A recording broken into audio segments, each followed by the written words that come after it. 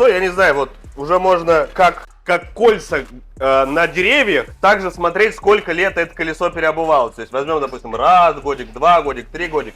Здесь вот пошкрябали когда-то ножичком, чтобы старые грузики, старый вот этот скотч убрать. Ну, то есть много-много-много вот этой всей пакости. Если мы сейчас ничего это не почистим, мы вешаем колесо на балансировочный станок, у нас, допустим, просят вот сюда вот прилепить 30 граммов. Я это как буду делать? Вот прям на это на все сверху лепить. Насколько классно он будет держаться? Хреново он будет держаться.